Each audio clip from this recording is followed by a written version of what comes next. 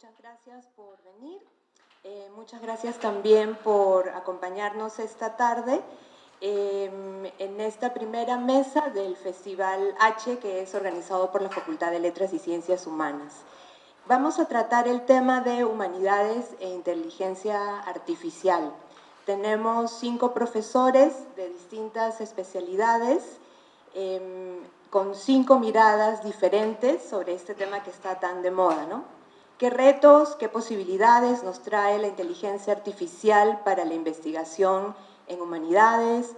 ¿Cuánto habrá que replantear nuestras concepciones de creación y originalidad? Entonces, en esta mesa tenemos la participación de 5 profesores, cada uno de ellos va a tener entre 8 y 5 minutos para presentar sus ideas y al final vamos a tener una ronda de preguntas. Entre 8 y 10 minutos, perdón, entre 8 y 10 minutos cada uno, perdón, sí.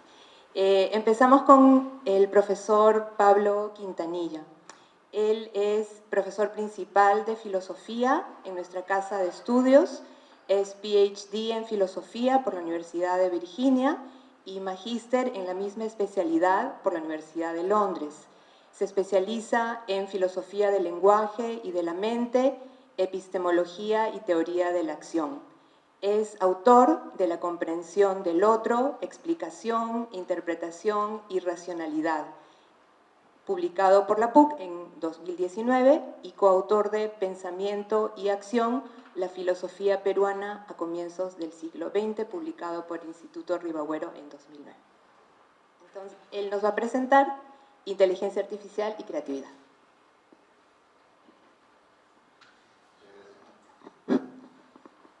Muchas gracias por esta amable invitación, señores decanos, amigas, amigos, colegas, es un gusto estar acá. En relación a la inteligencia artificial hay varias preguntas que nos interesan. ¿Hasta dónde puede llegar? ¿Podría o no reemplazar a la inteligencia humana? ¿En qué ámbitos sí, en qué ámbitos no? ¿Podría llegar a generar autoconciencia como una propiedad emergente? Solemos pensar que lo que nos diferencia fundamentalmente de una máquina es que tenemos la habilidad de la creatividad. ¿Es eso cierto? ¿Podría una máquina ser creativa? Pero en todo caso la pregunta obvia es, ¿qué es exactamente la creatividad? Lo primero es que el cerebro humano es ya una máquina. De manera que es claro que hay máquinas que tienen inteligencia, creatividad, autoconciencia. Lo que pasa es que el cerebro es una máquina biológica, producto de la evolución natural. La pregunta, por tanto, es si podríamos nosotros crear una máquina que se asemeje lo suficiente a nuestro cerebro para tener esas funciones. Esa máquina podría estar hecha de silicona, otro material, o podría ser biológica y hecha de células.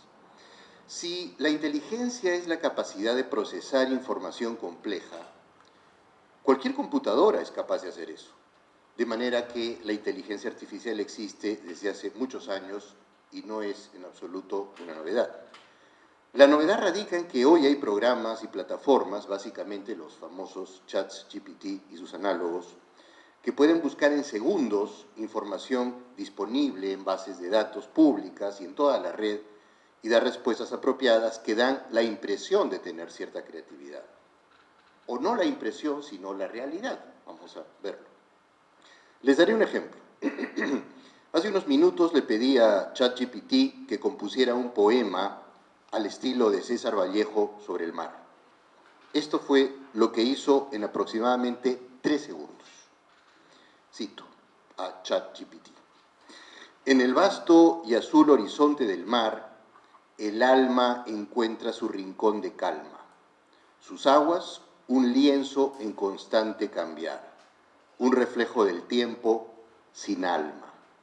Oh mar inmenso, rugiente, sereno, que acaricias la orilla con tu abrazo, tu poder indomable y terreno despierta en mí un temblor, un ocaso.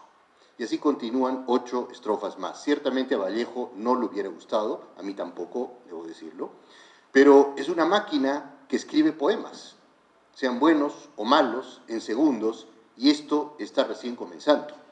Yo he confesado que no me gusta mucho este poema, pero hay una metáfora que me resulta atractiva. La metáfora del mar como un lienzo.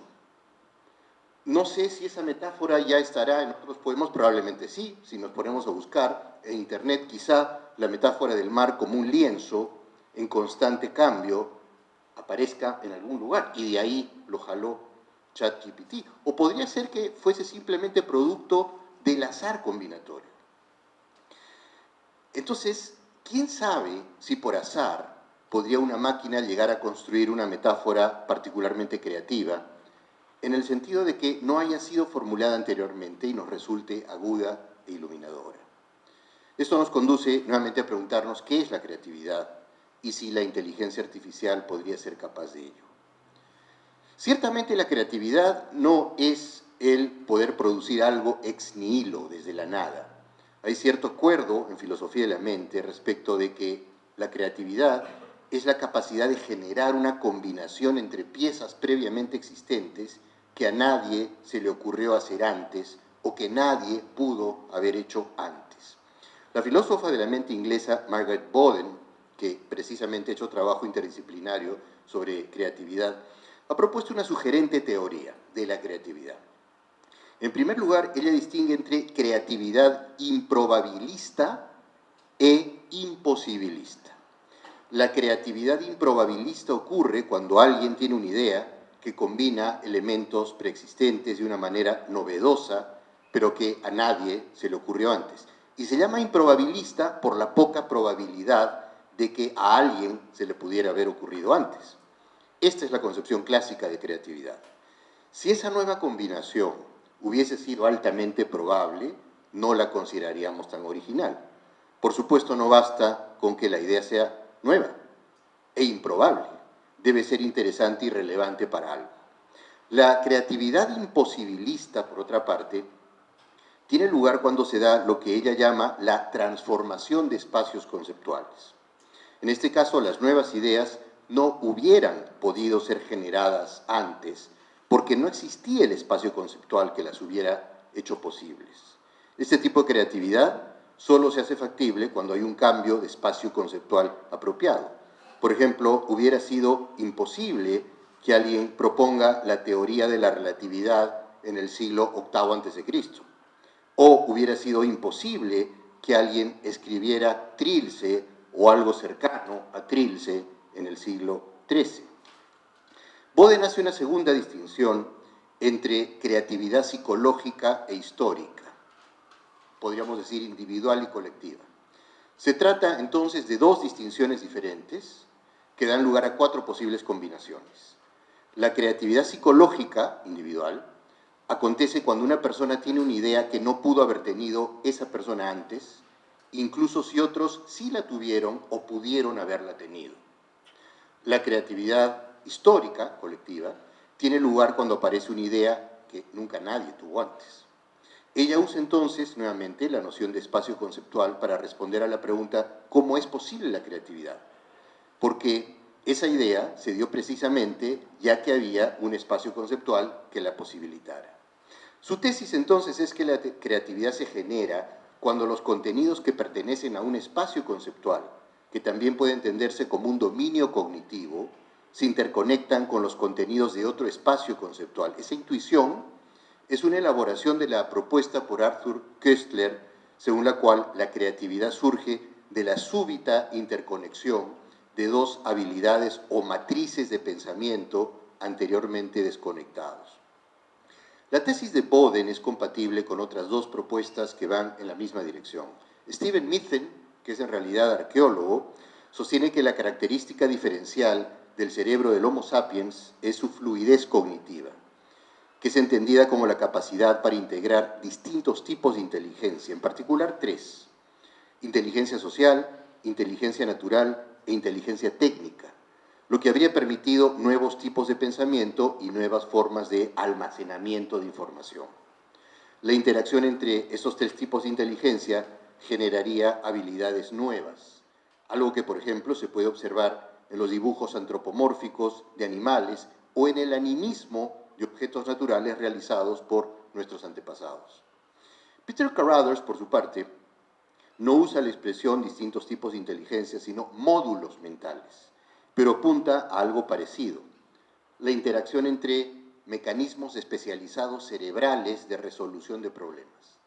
La intuición compartida por estos dos últimos autores, Smithen y Carruthers, es que mientras otros linajes de homínidos tendrían tipos de inteligencia de dominio específico, es decir, que no se comunicaban entre sí, el Homo sapiens fue capaz de generar comunicación entre esos tipos de inteligencia o módulos gracias a que el lenguaje los permeaba a todos.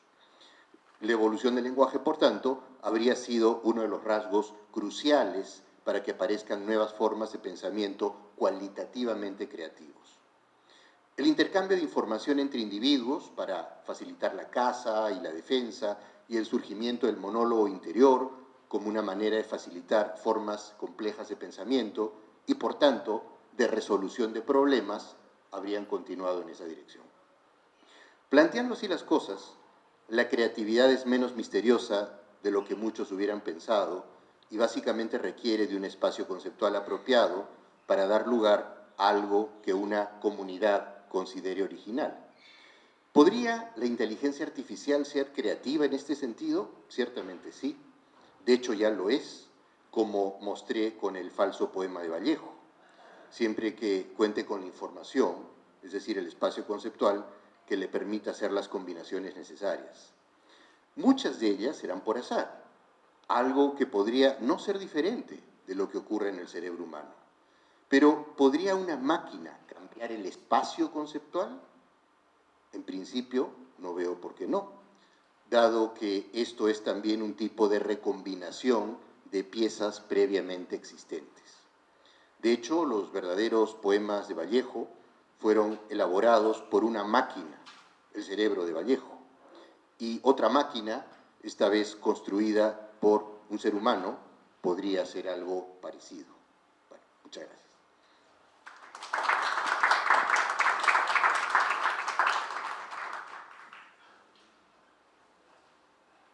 Gracias. A continuación vamos a escuchar a Eduardo Villanueva. Es director de la carrera de Humanidades y profesor de Filosofía aquí en la PUC. Es doctor en Filosofía por la Universidad de Southern California y magíster en Filosofía por la Universidad de Wisconsin. Sus áreas de docencia e investigación incluyen la filosofía del lenguaje, la lógica filosófica, la filosofía de las matemáticas y la metaética. De él vamos a escuchar una presentación sobre ChatGPT y la Biblioteca de Babel.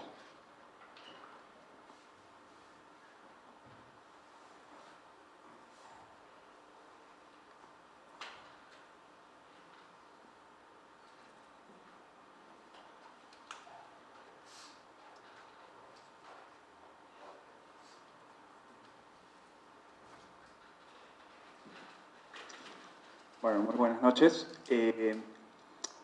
Quisiera hacer una presentación muy breve sobre un paralelo que me parece sumamente interesante entre ChatGPT y la historia de Borges, la Biblioteca de Babel. En 1941, como ustedes saben, Borges escribió este pequeñísimo cuento llamado La Biblioteca de Babel. Y Borges dice cosas tremendamente intrigantes y fascinantes sobre la biblioteca, pero me quiero detener en algo que me va a servir para hacer la comparación con los modelos grandes de lenguaje. Una de las cosas que dice Borges es que esta biblioteca existe por toda la eternidad y contiene absolutamente todos los libros concebibles sobre todos los temas posibles en todas las lenguas pensables. ¿Y cómo logra eso la Biblioteca de Babel? Bueno, lo logra mediante un mecanismo bastante sencillo. Los libros son generados por medio de la combinación aleatoria de 25 símbolos, que son las 22 letras del alfabeto, la coma, el punto y el espacio. Además, Borges dice que cada libro tiene 410 páginas, hay 40 líneas por página y hay 80 símbolos por línea aproximadamente. Entonces vamos a hacer unos cálculos un poco rápidos de la magnitud de la biblioteca de Babel. Entonces, en primer lugar, hay 80 símbolos por línea y 40 líneas por página. Es decir, 80 por 40 tienes 3.200 símbolos por página, por libro. ¿Okay? En segundo lugar, hay 410 páginas en cada libro. 3.200 por 410 nos da 1.312.000 espacios para símbolos por libro. Ahora, cada uno de ese 1.312.000 espacios puede ser ocupado por uno de los 25 símbolos. Es decir, eso nos da 25 elevado a la potencia de 1.312.000 libros distintos en la biblioteca de Babel. Ahora, para que se hagan una idea de este número, porque este número uno lo ve y es difícil imaginarlo, 25 elevado a 1.312.000 es un poco más grande que 10 elevado al 1.834.097. Para que nos demos cuenta de la magnitud de la biblioteca de Babel, comparemos eso con el número de átomos estimada, el número estimado de átomos del universo observable, que es aproximadamente 10 elevado al 80. Eso quiere decir que en la biblioteca de Babel caben aproximadamente 10 elevado a 1.834.017 universos como el nuestro. Entonces es una biblioteca que está más allá de lo que podemos siquiera imaginar. Ok, una biblioteca enorme. Ahora, ¿qué contiene la biblioteca de Babel? La biblioteca de Babel contiene todas las combinaciones posibles de esos 25 símbolos, ¿ok? Y entre sus libros tú vas a encontrar absolutamente toda la información pensable en cualquier idioma posible. Entonces, por ejemplo, vamos a encontrar la teoría de la unificación de la relatividad general de Einstein y la mecánica cuántica. Esa unificación que los científicos están buscando ya está en más de un tomo de la biblioteca de Babel. Está la solución a la conjetura de Goldbach y a la hipótesis de Riemann, que son problemas abiertos de matemáticas. La solución ya está en más de un volumen de la biblioteca de Babel. Está la cura a todas las enfermedades que nos han aquejado y que nos van a aquejar. Está la solución definitiva al problema mente-cuerpo y al problema difícil de la conciencia, en filosofía de la mente. Está además la solución a la desigualdad y a la pobreza en el mundo. Están las biografías completas de todo ser vivo presente, pasado y futuro. Está la descripción minuciosa de mi muerte, de mi velorio y lo que va a pasar después. Y eso con respecto a cada uno de nosotros. Simplemente por pura combinatoria matemática. Ok. Entonces uno dice, esta fuente extraordinaria de conocimiento es algo fantástico. Pero hay un problema, y Borges menciona el problema con la biblioteca de Babel. El problema es que la gran mayoría de libros tienen páginas que son simplemente combinaciones aleatorias, sin ningún tipo de significado de esos 25 caracteres. Entonces hay millones de millones de millones de millones de millones de libros absolutamente inservibles. Y tenemos dos problemas por los cuales la biblioteca de Babel no sirve. El primero es un problema de búsqueda. Es decir, como no hay un sistema de clasificación y los libros son generados de manera aleatoria, si tú estás interesado en la cura del cáncer, por ejemplo, no hay forma de saber dónde está el volumen que contiene la cura del cáncer. Porque no hay un sistema de clasificación. Un segundo problema que tiene la biblioteca de Babel es el problema de la fundamentación. Es decir, no hay una conexión clara entre lo que dicen los libros y cómo es el mundo. De manera tal que, así como hay todos estos libros que contienen información verdadera, también están absolutamente todos los libros que contienen información falsa. Y todos los libros que son absolutamente incoherentes e ininteligibles. Entonces la biblioteca de Babel es completamente inútil. Ahora, estos dos problemas, el problema de la búsqueda y el problema de la fundamentación, son problemas abiertos para nosotros. Y esta es una manera en la que uno puede pensar esta nueva tecnología de los modelos grandes del lenguaje. Entonces, una cosa que sí hacen los modelos grandes del lenguaje es abordar el problema de la búsqueda. En la biblioteca de Babel, la creatividad que mencionaba Pablo en su participación es un problema de búsqueda, porque están absolutamente todas las combinaciones, ya están allí. Entonces no hay nada creativo en el sentido de, algo completamente novedoso, simplemente tienes que ubicar el tomo en el que está, y nada más. Entonces tenemos un problema de búsqueda. Ahora, GPT-4, que es el modelo, por poner un ejemplo, es el modelo grande de lenguaje que ahora está detrás de ChatGPT y de OpenAI, puede ser visto como un catalogador de la biblioteca de Babel, porque parte de su entrenamiento consiste en etiquetar y crear ese sistema de clasificación que va a separar todos los libros que son absolutamente incoherentes e ininteligibles de aquellos que estarían, por ejemplo, en la biblioteca británica o en la biblioteca del Congreso, etc. Entonces va a dar un sistema de clasificación y ChatGPT puede ser entendido como un asistente de la biblioteca de Babel, es la persona que te atiende ahí al frente y a la cual le pides el libro y te dice dónde está, te lo ubica, te lo separa, etcétera, etcétera. Entonces, el problema de la búsqueda en principio es abordable por este tipo de tecnologías. Pero el segundo problema creo que no es abordable. Es más, el segundo problema, el problema de la fundamentación, creo que es ilustrado a la perfección, o por lo menos de manera sumamente evidente por estos modelos grandes del lenguaje. Entonces, decía que el problema de la fundamentación consiste en que no hay una conexión clara entre estos sistemas simbólicos y la realidad extrasistema que se supone que representan. ¿Okay?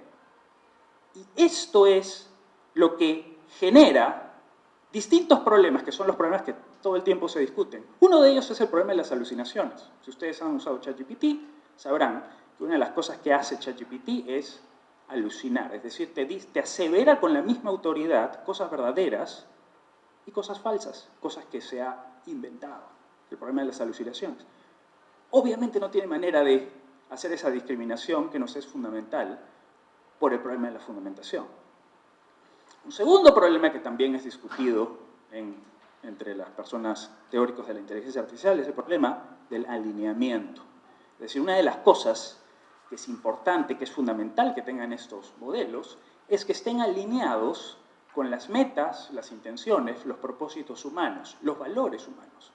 Y no existe esa alineación, es muy difícil tener esa alineación de valores. Bueno, esto es una de las consecuencias del problema de la fundamentación. Un tercer problema es el problema de la inimputabilidad. Claro, si el sistema no tiene acceso, no está fundamentado en la realidad que supone representar, no hay manera que sea responsable por las falsedades o la mala información que genera. Y un cuarto problema que quiero mencionar rápidamente es simplemente el problema de la comprensión. Si no hay fundamentación, es cuestionable que haya comprensión. Es decir, es una máquina de combinación que no va a comprender lo que combina.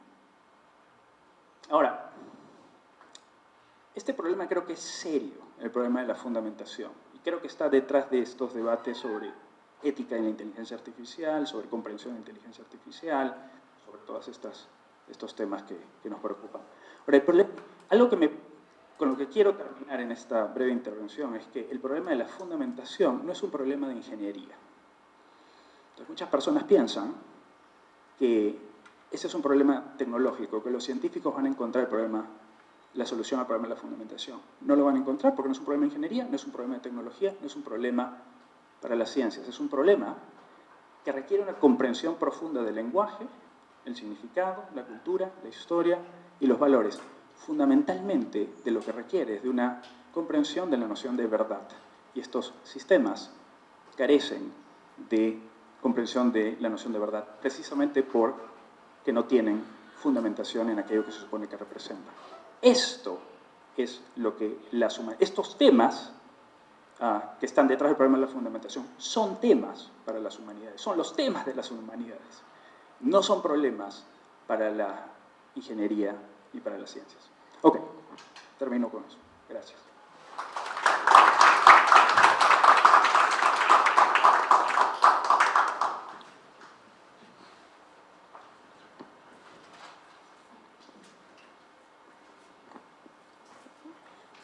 Ok, continuamos ahora con Javier Vera, jefe del Laboratorio de Humanidades Digitales de la Facultad de Letras y Ciencias Humanas. Originalmente con una formación cercana a la inteligencia artificial y las ciencias exactas, Javier ahora ha ido transitando a la aplicación de estas técnicas a preguntas y problemas en términos de lingüística, colecciones digitales e historia digital. Vamos a escuchar entonces microcontroladores en humanidades digitales.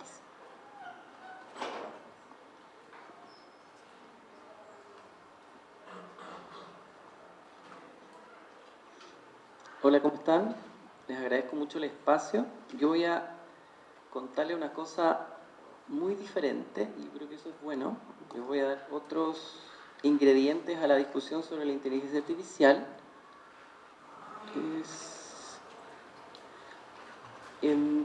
Yo quería contarles este tema por una cosa bien específica y que se conecta con algo que pasó justo hoy y que creo que vale la pena que les cuente.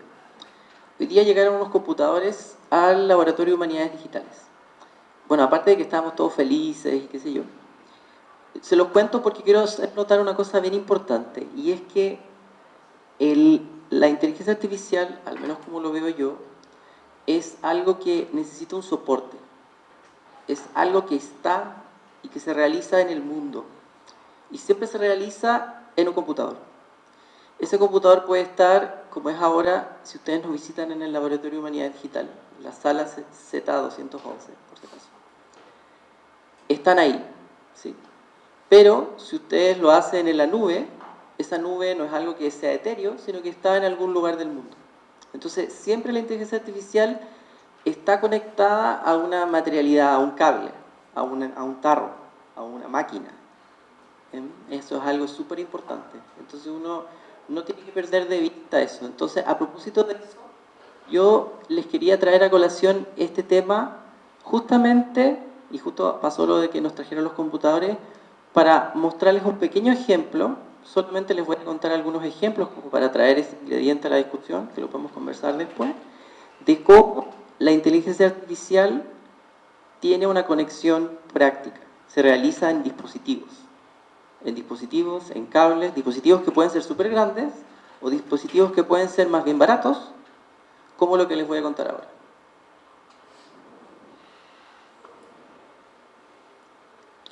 Entonces les quería traer un pequeño ejemplo. Bueno, mi charla, les voy a decir el título: Microcontroladores para humanidades digitales, una aproximación práctica a la inteligencia artificial. Algo que podemos discutir es si la inteligencia artificial es completamente práctica. Quizás yo estoy influido por lo que me ha tocado trabajar en la vida, que es analizar datos, hacer predicciones y trabajar con computadores, en general en contextos de humanidades. Pero ahí lo podríamos discutir más. Entonces, la pregunta aquí es: ¿podemos construir aparatos de inteligencia artificial a bajo costo para las humanidades digitales? ¿O le pueden sacar el adjetivo digitales y pueden poner para las humanidades en general? Entonces, un pequeño ejemplo. Hoy en día se pueden, quizás no se ve tan grande, se pueden hacer sistemas que uno compre por voz. Entonces uno puede entrenar un sistema y uno le dice: bueno, yo quiero el producto que está en la fila 4, en la fila 3, que tiene el código 35 y dame ese producto. Eso se puede hacer, uno puede entrenar una máquina. Muchos de nosotros hemos usado este tipo de máquinas, están acá en el campus, en que uno anota un número, pone un valor y ya. Pero lo que se puede hacer hoy en día con inteligencia artificial es controlar este sistema por voz. Entonces yo podría decirle al sistema: quiero el chocolate de la con número 35, o ¿qué me puedes dar si tengo 2 soles? Cosas así. Eso está, en algunas lenguas del mundo se puede hacer, en realidad en bastante pocas lenguas del mundo, pero se puede hacer. Ese es un pequeño ejemplo que quería traer de cosas que se pueden hacer. No sé si las conocían, pero a mí cuando las conocí. Además, un detalle, estas cosas se pueden entrenar.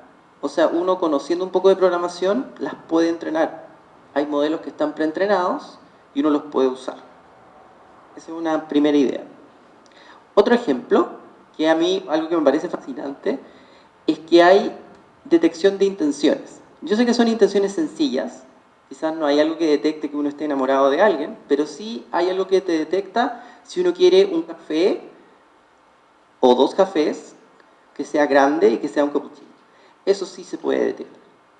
Entonces eso es bien interesante, de que uno con su voz puede accionar máquinas que hagan ciertas cosas, como en el primer ejemplo, pero el ejemplo más interesante es que uno no le va a decir a la máquina, dame el café que tiene el código 25, sino que yo puedo estar conversando, uy, me gustaría un café que tenga leche, qué sé yo, y la máquina detecta que es un cappuccino.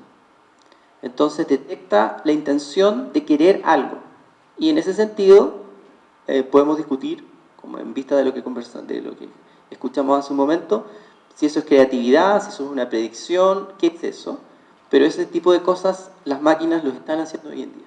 Entonces eso es bien interesante y se pueden entrenar, se pueden usar, están ahí y son gratuitas muchas de estas cosas. Lo que sí, lo que vuelvo a insistir, están en pocas lenguas del mundo. Por ejemplo, en español se pueden hacer estas cosas, pero no se podrían hacer en quechua. Eso, al menos no por ahora. No digo que no se pueda, sino que la disponibilidad que tenemos para el español no existe para otras lenguas. Entonces aquí una pequeña reflexión, solamente para fijar algunas ideas, es cómo miramos esto en contextos de humanidades o de humanidades digitales.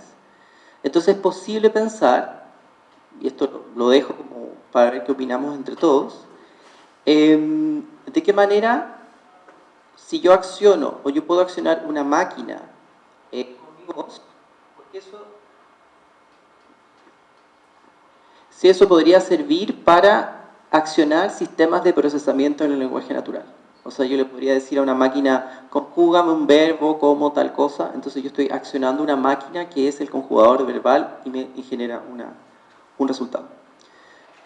También, a propósito de lo que conversábamos, de lo que escuchábamos hace un ratito, lo de la búsqueda, podríamos hacer búsqueda por voz. O sea, podríamos tener catálogos, en esta universidad tenemos muchísimos catálogos.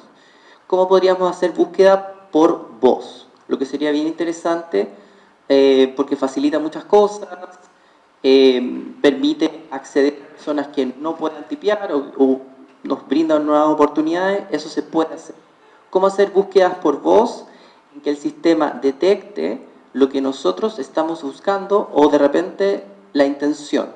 No necesariamente la búsqueda estricta, estoy buscando un texto de X, sino que me gustaría leer una novela de aventuras, qué sé yo, te recomiendo esto. Eso también podría ser posible. Y lo otro, y por eso se llama esto microcontroladores, quizás es demasiado título, ahí está incluso escrito, que todas estas cosas se pueden trasladar a plataformas de bajo costo. Arduinos, Raspberry Pi y ese tipo de cosas. Entonces, a lo que voy es que estos sistemas que están entrenados en computadores que ocupan muchísimos recursos, pero pueden ser embebidos en plataformas de bajo costo y eventualmente, por ejemplo, el mundo de quizás pronto, quizás un año o poco tiempo más, uno va a poder ponerse un dispositivo de bajo costo aquí en la solapa y con eso hacer búsqueda, no sé, mientras yo me traslado por la biblioteca. Este tipo de cosas se pueden hacer. Y quizás ahí puse esa frase final, que para mí la inteligencia artificial es un sistema predictivo. O sea, por ejemplo, si yo tengo este sistema que parece tan cotidiano, el sistema está prediciendo, haciendo una predicción dado un input. Yo le digo una frase y la predicción es un cappuccino mediano qué sé yo. Eso es bien interesante. Eso, muchas gracias.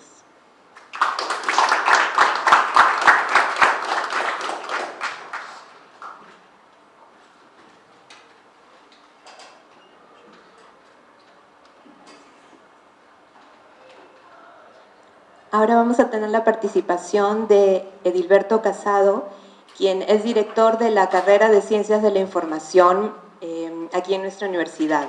Es magíster en Administración por la Escuela de Posgrado ESAN y ingeniero químico por la Universidad Nacional de Ingeniería con estudios de especialización en Informática y Ciencias de la Computación.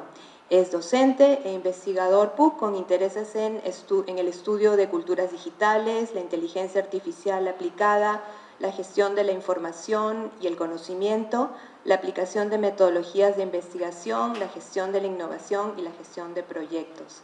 Él nos va a presentar la ingeniería de prompts en inteligencia artificial y su estrecha relación con las ciencias de la información.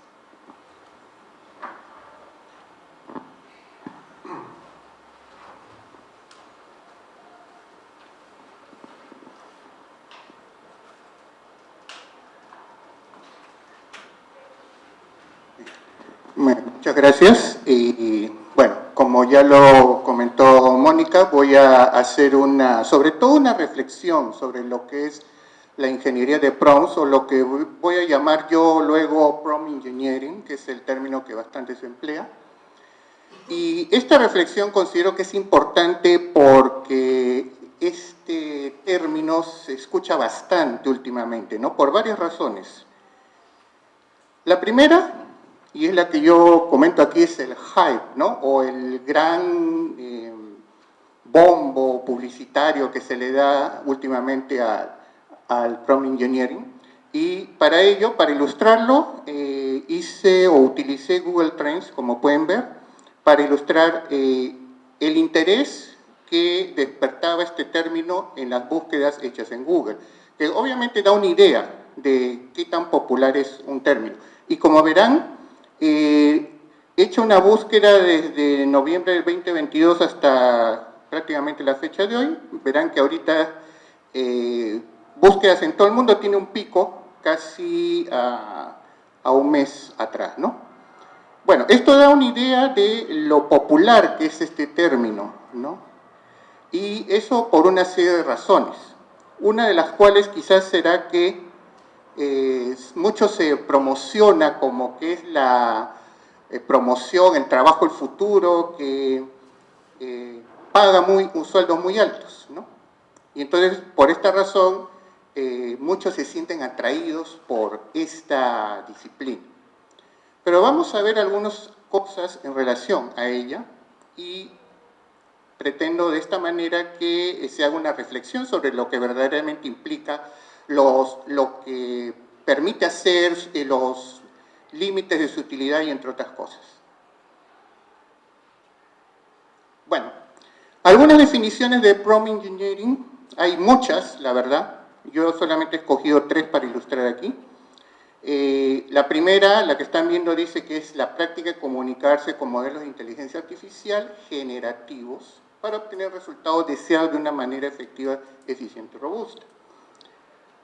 Otra definición dice que es el arte y ciencia de diseñar y optimizar prompts.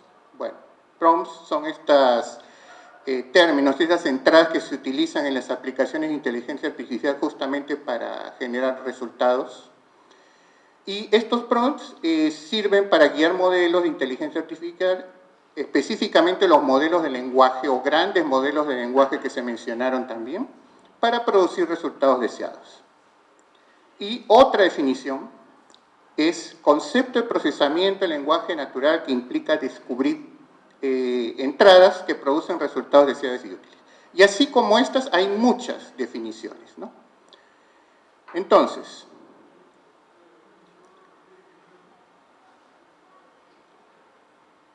con todo esto, cabe preguntarse cómo es que surge este término, el prompt engineering. ¿Cómo es que así, de repente? Bueno, hay una serie de historias o estudios al respecto, pero En general hay bastantes diferencias, no hay un consenso generalizado en este sentido. Lo que sí es importante tener en cuenta es que si estamos hablando de ingenierías, tenemos que pensar también en que esas ingenierías están basadas en ciencia. Toda ingeniería, que es al fin y al cabo la aplicación de esas ciencias para diseñar soluciones y resolver problemas, tiene su contraparte en la ciencia, que lo que hace principalmente es construir explicaciones acerca de fenómenos y eventualmente predecir su ocurrencia. Entonces, vamos a encontrar que el prompt engineering se apoya en varias ciencias, y estoy listando aquí algunas, ¿no? Ciencia de la computación, ciencias cognitivas, lingüística, psicología, ciencia de la información, etc. Y ahora, como yo me voy a enfocar en la ciencia de la información, quiero antes presentarles una definición, y como pueden ver ustedes, se trata de un campo interdisciplinario que se ocupa básicamente de la búsqueda, organización, selección, almacenamiento, recuperación, difusión y preservación de la información. Pero para ello cuenta con el apoyo de tecnologías y toma en cuenta también aspectos psicológicos, sociales y culturales de las personas. Todo esto se puede ver aquí en estas ilustraciones, donde ustedes pueden ver algunos de los elementos que constituye la gestión de la información, algunas tecnologías asociadas también a la gestión de la información y aspectos relacionados a las personas, como son temas de psicología, ética, derechos, entre otras cosas, ¿no? Y esos tres se juntan para finalmente en el encuentro dar como resultado el campo de la ciencia de la información. Ahora, creo que la mayoría de ustedes sabe cómo es que funciona un prompt, si han tenido experiencia con alguna aplicación de inteligencia artificial, igual lo voy a ilustrar brevemente aquí. Y es un ejemplo basado en ChatGPT justamente, ¿no? Entonces ustedes escriben el prompt, o sea, le hacen una pregunta a la aplicación, ¿no? ¿Y qué hace o qué ocurre una vez que ustedes ingresan el Enter, digamos? Entonces, el prompt entra en contacto con el gran modelo de lenguaje, que es toda una serie de algoritmos, instrucciones, que le va a permitir justamente dar la respuesta que ustedes están esperando. Pero, ¿qué necesita para producir esa respuesta? Necesita consultar o acceder a los datos de entrenamiento. Son todos los datos que se le han suministrado y en base a los cuales va a construir la respuesta que ustedes eventualmente estarían esperando en base al prompt que le han dado. Finalmente, el gran modelo de lenguaje hace el procesamiento de todo y genera un resultado. Y ese resultado, bueno, va a ser, digamos, satisfactorio o va a tener algunos defectos, como incluso ya se mencionaron. Pero bueno, ¿qué cosas hay aquí ahora? Lo que es el prompt engineering justamente se aplica ahí. Y esto es básicamente aplicar una serie de técnicas, reglas, estilos, para poder formular las preguntas. Y se encuentran bastantes, incluso reglas, modelos, ejemplos para esto. Pero el éxito para obtener el resultado que nosotros deseamos depende de varios elementos y factores, no solamente del prompt. Porque podemos construir un prompt muy bueno, digamos, pero el resultado va a depender mucho de lo que está detrás de la aplicación de inteligencia artificial que han utilizado. Entonces, ¿qué cosa afecta la efectividad del prompt engineering? Básicamente lo encontramos tanto en el modelo de lenguaje que utiliza la aplicación como en los datos de entrenamiento. Y algunos de estos elementos son, por ejemplo, la arquitectura del modelo de lenguaje, o sea, cómo está diseñado, construido, su tamaño y complejidad.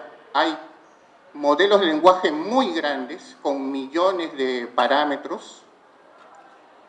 Los métodos de control de sesgo, que este es un problema todavía muy importante porque eso va a afectar la calidad de los resultados. Las tecnologías de soporte que tenga también el modelo de lenguaje y finalmente las fuentes de datos. Entonces, todo eso también va a afectar la efectividad del prompt engineering, ¿no? Y nosotros estamos más familiarizados con ChatGPT, que es la aplicación, pero en realidad detrás de él están los modelos GPT. Y ahorita tenemos la última versión, el GPT-4, que está disponible, bueno, en versión pagada. La que accedemos en forma gratuita es la 3.5, pero hay otros modelos, ¿no? Como por ejemplo el Llama de Meta o de Facebook, el Lambda de Google, el Bloomberg GPT de la empresa Bloomberg, el modelo Chinchilla de DeepMind, que ha sido comprado por Alphabet, la empresa de Google, y así muchos otros. Entonces, ya enfocándonos en los datos de entrenamiento, ¿qué factores contribuyen al éxito también de lo que nosotros estamos buscando? Los resultados que esperamos al utilizar una aplicación de inteligencia artificial. Bueno, aquí ya entra en juego varias técnicas y herramientas de la ciencia de la información propiamente, como es, por un lado, la selección de datos. Para tener estos datos de entrenamiento es necesario hacer una buena selección de ellos y para ello hay que tomar en cuenta elementos tales como la relevancia y la representatividad, ¿no? Después también debemos considerar que estos datos deben ser preprocesados y normalizados. Y esto implica, por ejemplo, eliminar el llamado ruido, o sea, datos extraños que no contribuyen a nada a la información y también la redundancia que pudiera encontrarse. También hay que considerar la indexación y organización de la información o de los datos de tal manera que el entrenamiento de la aplicación de inteligencia artificial sea eficiente y también las estructuras sean tales que el acceso a estos datos sean rápidos. Y, una vez más, la eliminación del sesgo, donde aquí se aplican los principios de ética, sobre todo en la recuperación de la información, ¿no? Se buscan implementar una serie de reglas al respecto. Por el lado de los modelos de lenguaje, tenemos también que entran en juego los llamados optimización de hiperparámetros. Hiperparámetros, como pueden ver ustedes, es un concepto que alude a valores que son establecidos antes del entrenamiento de los datos y afectan al comportamiento del modelo de lenguaje, ¿no? Aquí entran en juego los temas de búsqueda de información mediante algoritmos y cómo afecta también la calidad del resultado en cuanto a buscar la mitigación de los sesgos y eliminar redundancias eventualmente. Y también la organización del conocimiento, ¿no? Y aquí entra en juego una serie de conceptos como son las ontologías, ¿no? Interpretación semántica y nuevamente el control de sesgo y la capacidad de generar respuestas éticas.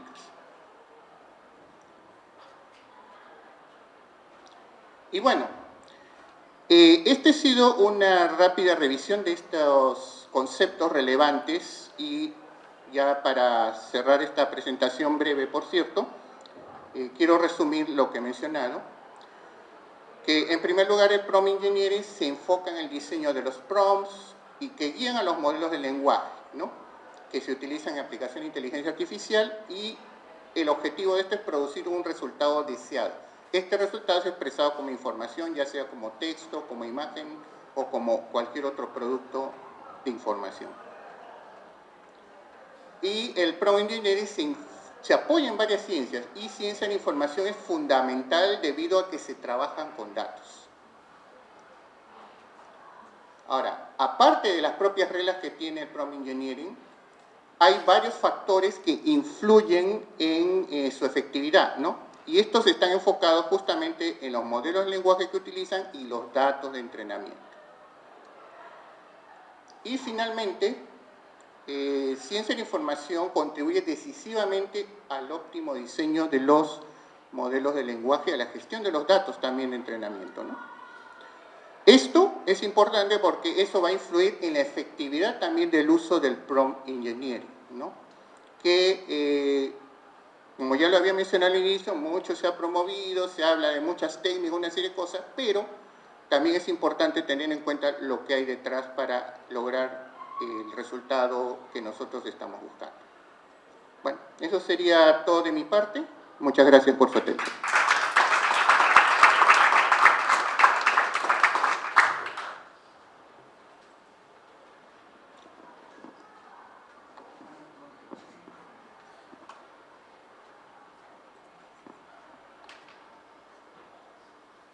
Y finalmente vamos a tener al profesor Miguel Rodríguez Mondoñedo, quien es PhD por la Universidad de Connecticut, es profesor principal de Lingüística y director de estudios de la Facultad de Letras y Ciencias Humanas, aquí en nuestra casa de estudios.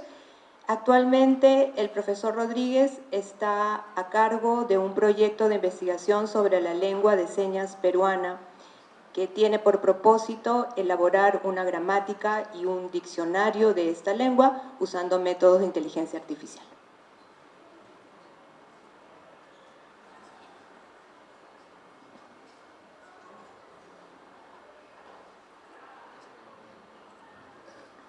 Muchas gracias.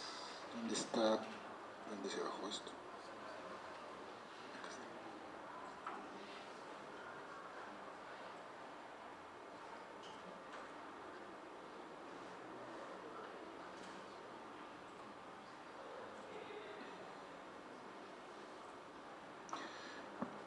Bueno, yo soy lingüista, como saben, y voy a hacer una reflexión, pero una reflexión sobre la base de un par de ejemplos, en realidad. Yo voy a trazar una línea, digamos, de lo que entiendo es el modelo más simple o la forma más simple en cómo estos modelos de inteligencia artificial tratan de reproducir el lenguaje. Me parece importante eso porque sobre la base, creo, de la comprensión de lo que realmente hace el modelo es que podemos optar por tomar una posición respecto de si los modelos realmente están usando el lenguaje, si los modelos realmente, digamos, contribuyen con algo al comprender el lenguaje, etc.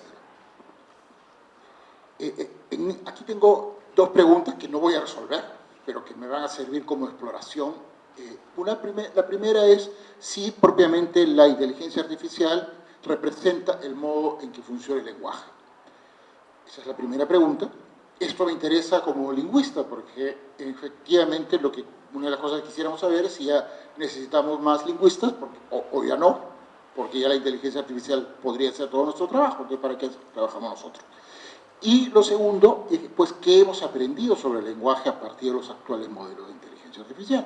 Es decir, supongamos que todavía necesitemos lingüistas, ¿qué podemos saber del lenguaje a partir de los modelos de inteligencia artificial? Mi respuesta, lamentablemente, es la siguiente, aunque es mi respuesta y la de muchos otros lingüistas, no necesariamente tienen que creerme.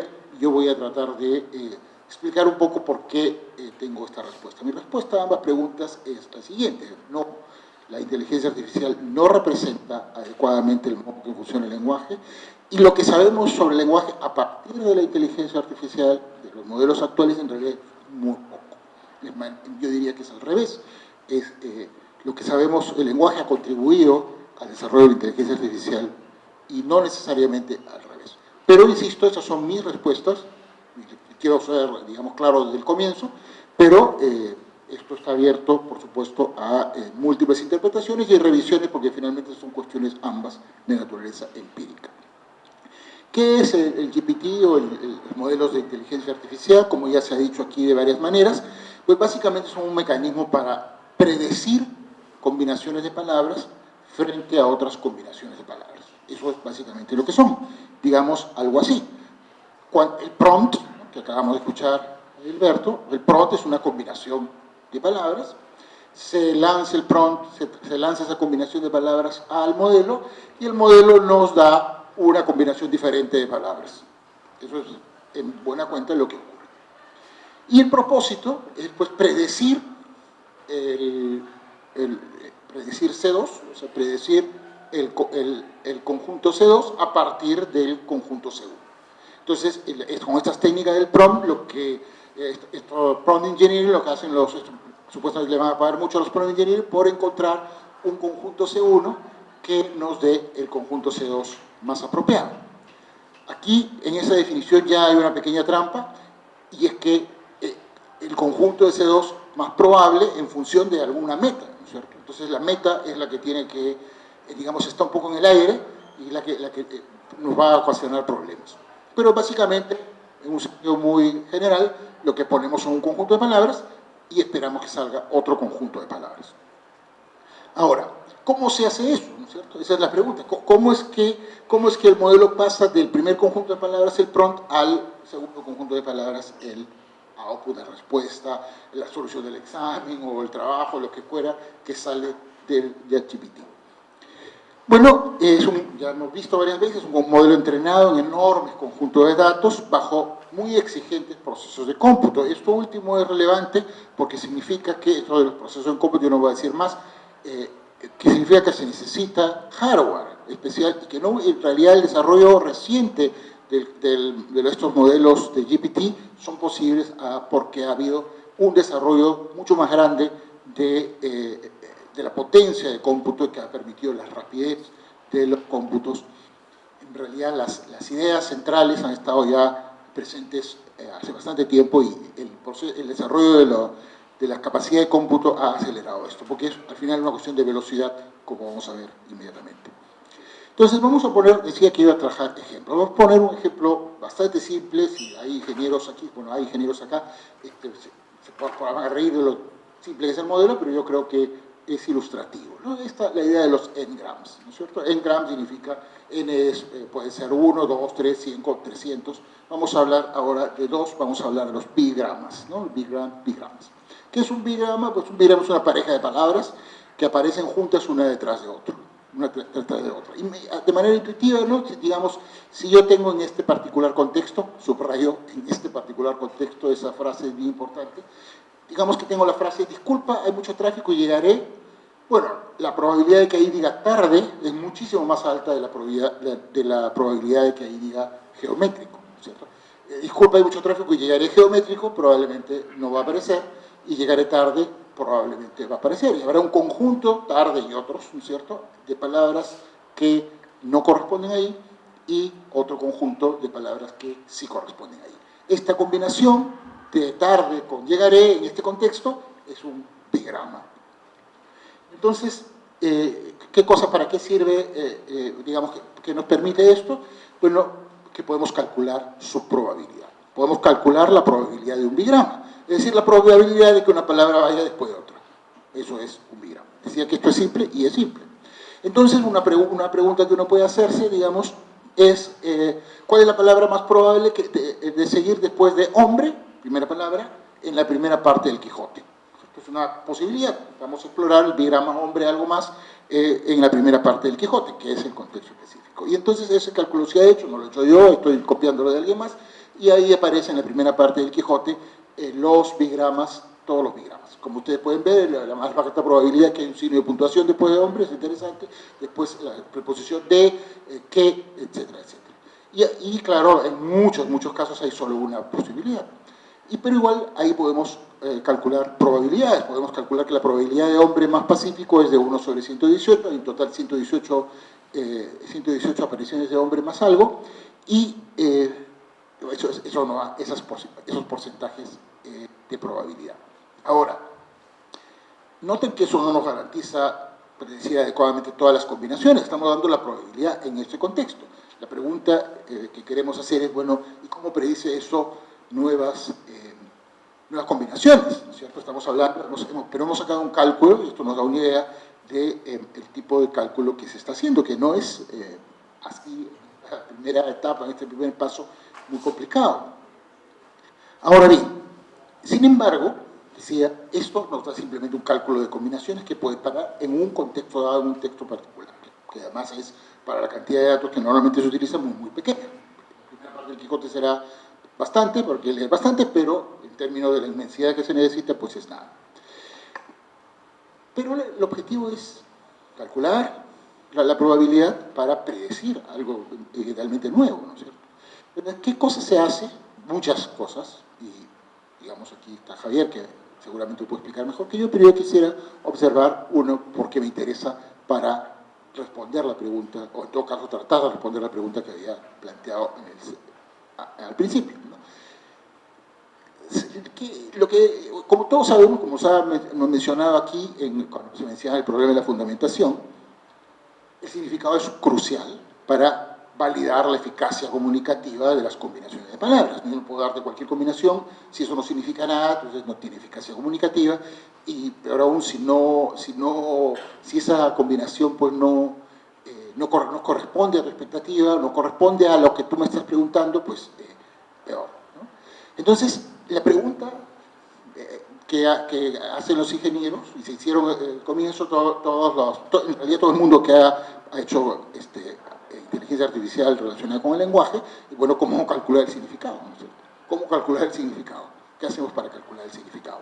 Noten que los hablantes sabemos el significado muy bien y podemos predecir con bastante claridad qué cosa es lo que quiere decir y más o menos tenemos éxito, no del todo, eso es importante, pero digamos tenemos bastante éxito a la hora de dar nuestras respuestas. A la hora que alguien nos pide algo, generalmente, en condiciones ideales al menos, pues podemos responder. ¿Cuál es la herramienta que tiene el lingüista computacional o el ingeniero de inteligencia artificial? Bueno, una posibilidad podría haber sido, y de hecho se ha intentado, es tratar de representar el significado con un conjunto de reglas. Pero eso toma una eternidad y ha tenido diferentes dificultades que sería interesante conversar, pero como no tenemos tiempo, lo que quiero decir ahora es qué está haciendo ahora, cuál es la opción que toma ahora. Bueno, la opción que toma ahora es convertir el significado en una magnitud. El significado lo convierte en una magnitud. Y eso se hace bajo la siguiente premisa. La premisa es que las palabras que aparecen cerca, en cierto contexto, subrayo, esto es bien importante, en cierto contexto, están más próximas en su significado. Esa es la premisa. Si la palabra aparece cerca, en cierto contexto, su significado es el más próximo. Entonces, supongamos que queremos calcular si la palabra albóndiga está más cerca de tallarines que de puerta. Intuitivamente sabemos que albóndiga está más cerca de tallarines que de puerta, pero ¿cómo lo calculamos sin preguntarle a la gente? ¿Cómo lo calculamos sin ver el diccionario, sin representar el significado de otro modo? ¿Cómo lo calculamos viendo solamente texto? Bueno, para eso necesitamos un corpus, porque si nuestra premisa ha sido que lo que vamos a hacer es medir cercanía de significado con cercanía de palabras en un contexto dado, hay que hacer un corpus. Eso ya es una limitación, ¿no es cierto? Es una limitación, pero los corpus no contienen todas las posibilidades, los corpus contienen un segmento, una fracción en realidad, por muy grande que sea el corpus, no contiene contiene solo una fracción de las posibilidades, porque las posibilidades son infinitas. Entonces, supongamos, este es un ejemplo que no he hecho, adaptado de Álvarez, bueno, adaptado. Entonces, este es nuestro corpus. En este corpus tenemos dos cosas. Tenemos las palabras que queremos probar, albóndiga, tallarines, puerta, ¿no? Esas son las palabras que queremos probar, pero también tenemos que tener marcas que indiquen cercanía, ¿no es cierto? Entonces, elementos que sirvan para organizar la cercanía. Y entonces se ha elegido, este es el ejemplo, se ha elegido estas, por ejemplo, se ha elegido salsa, en realidad es 4 palabras, salsa, carne, habitación, pared. Se ha elegido como, digamos, landmark, diríamos, para organizar la cercanía. Entonces aquí hay 3 elementos. Están las palabras cuya cercanía quiero averiguar, están estos landmarks y está el espacio que me sirve de referencia, cada una de las oraciones en este caso, cada una de las oraciones. Un texto obviamente ya preparado, está listo, ya, digamos, identificadas los landmarks y también las palabras y también los contextos, los espacios de referencia. Todo eso es trabajo y hay que hacerlo, pero ya está hecho y es muy pequeño, ¿no? Entonces se arma se empieza a vectorizar. Dados los landmarks, lo que se hace ahí es darle un punto, en fin, este es el método muy simplificado, estamos hablando de una cosa muy sencilla, pero se le da un punto por cada vez que las palabras aparecen en la misma oración, que es nuestro contexto de referencia, cada oración. Entonces, si albóndiga aparece junto a salsa 2 veces, tiene 2, y si frente a carne también 2, y si nunca aparece con pared, tiene 0, y puerta tiene 0 con salsa, 0 con carne, 1 con pared, 1 con habitación, etc. No diga que hay 4 columnas, podría haber miles de columnas, y podría haber miles de palabras, ¿no es cierto? Miles, miles y miles, con miles de datos. Decía que ahí tenemos valores que relacionan los landmarks en contextos particulares, que son las oraciones, con las palabras. Ahora, ¿qué significa eso? Que ahí tenemos, pues, vectores. Tenemos vectores porque cada línea, que pueden ser miles y miles y miles, cada línea es un valor numérico, tiene un valor numérico y podemos identificarlo como un vector. Entonces tenemos, en este caso particular, muy simple, subrayo, muy simple, tenemos 3 vectores con 4 dimensiones en cada uno. Podríamos tener miles de vectores con miles de dimensiones. Entonces, tenemos ese valor numérico y cuando tenemos vectores, ya tenemos magnitud, tenemos números. Podemos entonces calcular la similitud entre los vectores. Y eso se llama la similitud coseno. Ahí está esa fórmula. No pretendo ni siquiera fingir, pues entiendo por qué han sacado esa fórmula, pero ahí está la fórmula. Pero esa fórmula es seguible, es calculable. Se puede calcular. Si ustedes desarrollan la fórmula, obtienen un valor. Entonces, la similitud coseno entre puerta y espaguetis es 0.28. La similitud coseno entre albóndiga y espaguetis es 0.81. Entonces, hemos obtenido que albóndiga y espaguetis están más cerca, tienen significados más cercanos que puerta y espagueti.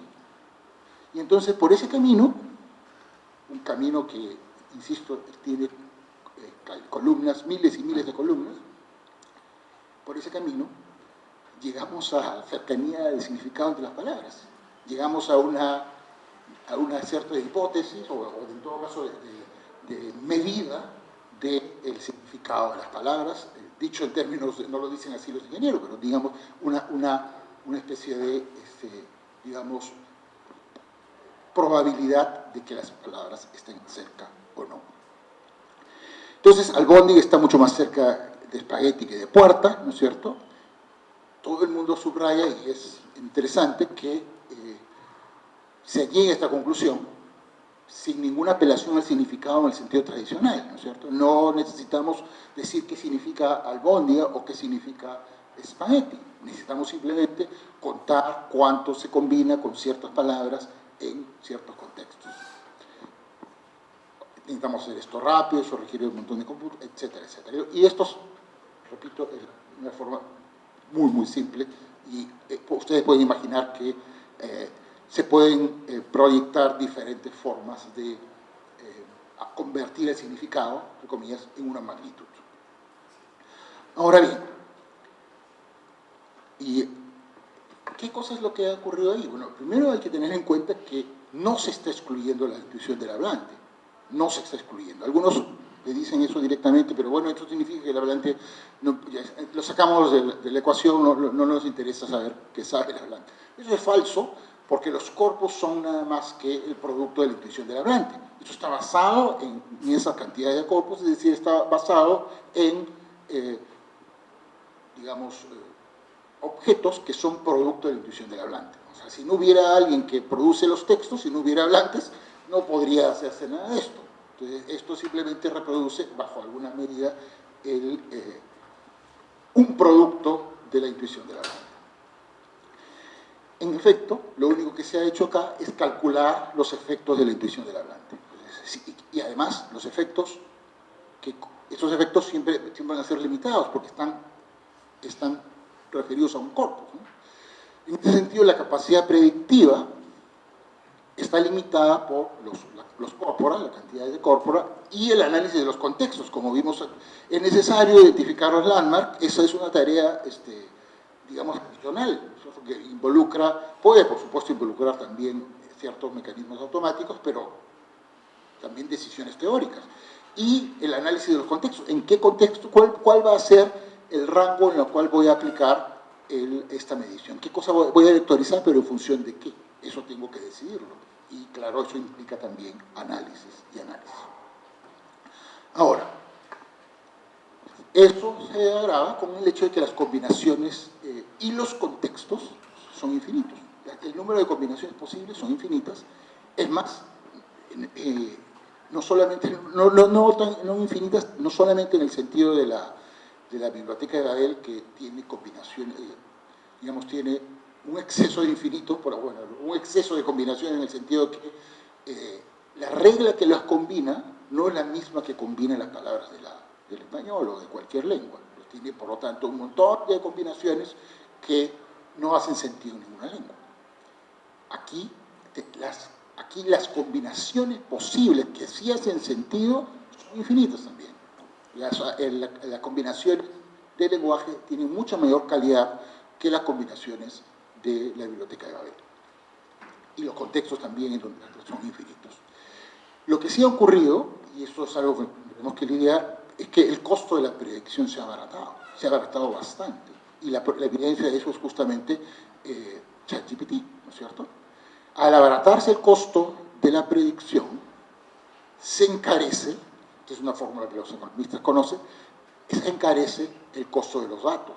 Entonces, por eso es que los datos son ahora tan importantes, porque, como estamos viendo, depende de la forma en que los datos, de la cantidad y la calidad y la forma en que se organizan los datos, depende de la calidad de la predicción.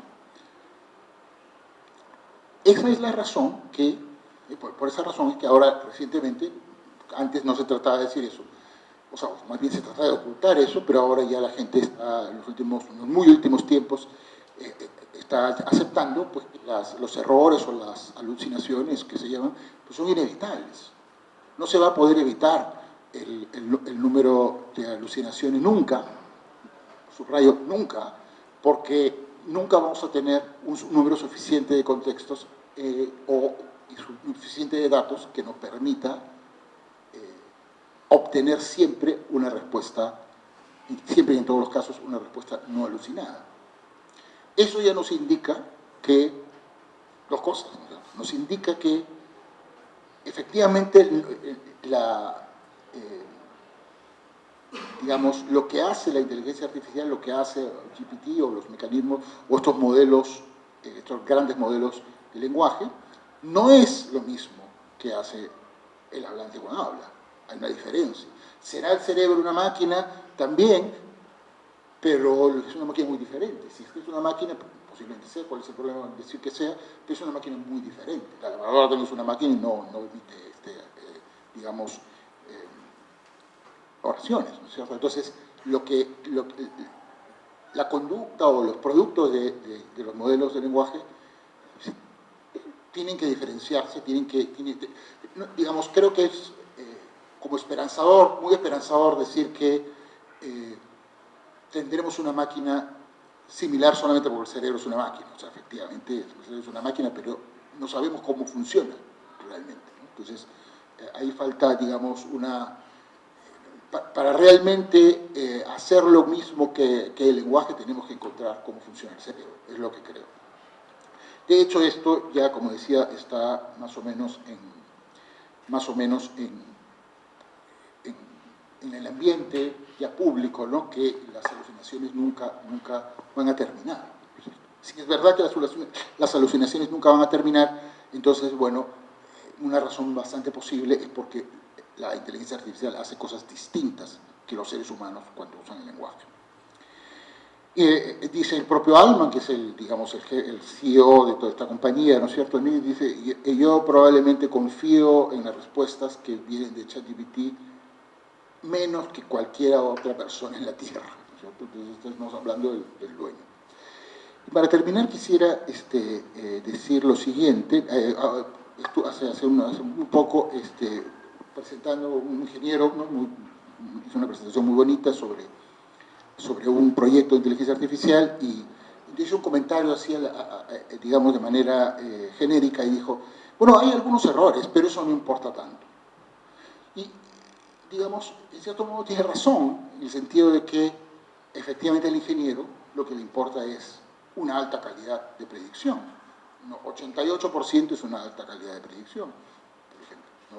Pasar de 88 a 91 es hacer un inmenso progreso en la calidad de predicción, ¿no? Pero a los lingüistas, en general creo a los humanistas en realidad, sí importa tanto, porque importa, de hecho, lo crucial, ¿no es cierto? Porque lo que nosotros queremos saber es cómo funciona el cerebro humano, en el caso de los lingüistas, en relación con el lenguaje, qué realmente motiva la conducta humana en relación con los diferentes contextos en los que el ser humano se participa.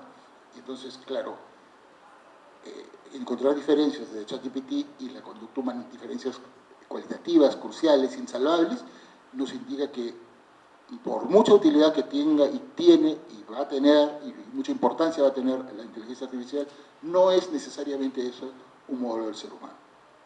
Gracias.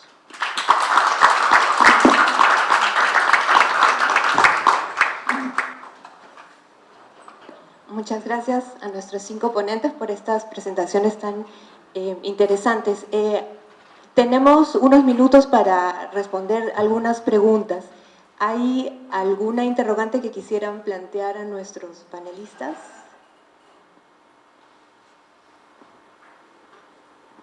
¿O comentario? ¿O una ampliación de algún tema?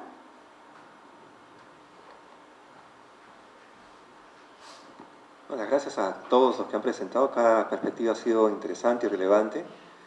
Pero tengo una curiosidad con Miguel, con la última parte que mencionas, que tiene que ver con si reemplaza o no reemplaza al ser humano. La pregunta es si es que eso es relevante, porque puede ser que la premisa sea que no está pretendido que reemplace al ser humano, sino que sea una cosa diferente.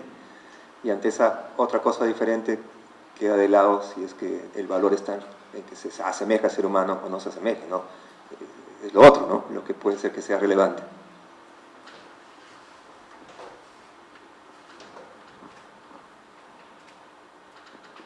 Sí, es un excelente punto. Y yo estoy de acuerdo en que, en principio, no interesa. Pero no todo el mundo está de acuerdo con eso. Es decir, hay mucha gente que tiene la idea de que efectivamente como digamos, el ser humano ha sido reemplazado o está en camino de ser reemplazado.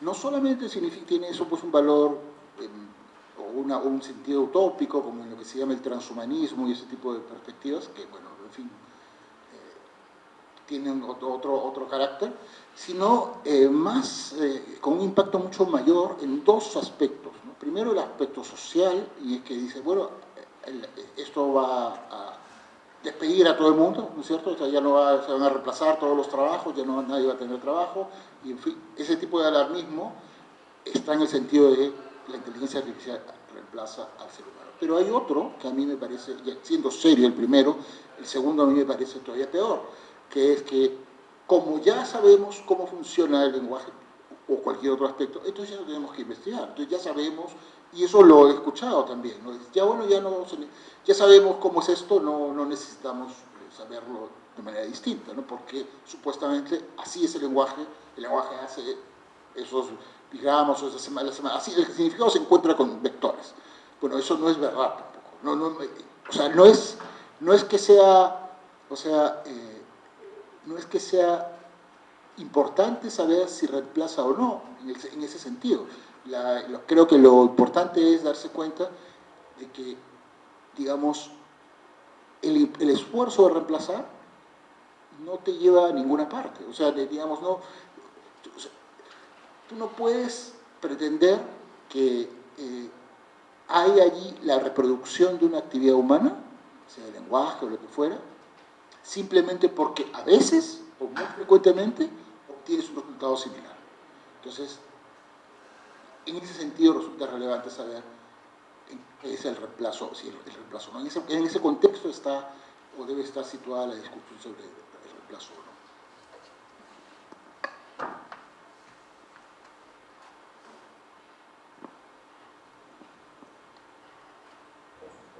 Me emocioné un poquito. Para Eduardo, ¿cómo vincularías lo que ha dicho Miguel y también lo anunció Javier en relación con la predictibilidad y el asunto de la fundamentación. Porque una cosa es que sea altamente predecible, es decir, las asociaciones son válidas, adquieren sentido, y otra cosa, me imagino, es que su fundamento sea, no sé, qué palabra poner, relevante, verdadero, lo que sea, ¿no?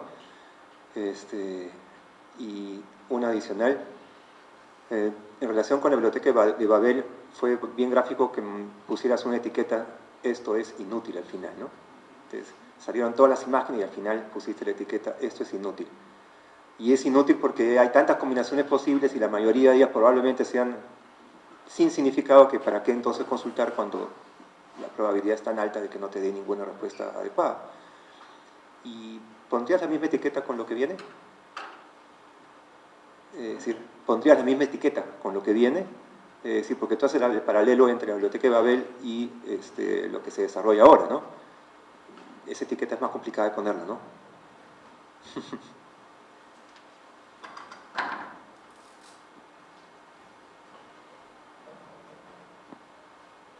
Sí, bueno, sobre la primera pregunta de predicción versus el problema de la fundamentación, son problemas muy distintos y, digamos, justamente el punto es, la predicción sin duda, estas máquinas están hechas para predecir y para calcular probabilidades, y lo que ha explicado Edilberto, lo que ha explicado Miguel,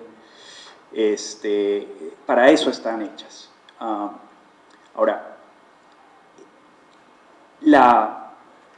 pero también la predicción, una de las consecuencias no deseadas de la predicción es la alucinación, porque no hay fundamentación, es decir, me explico.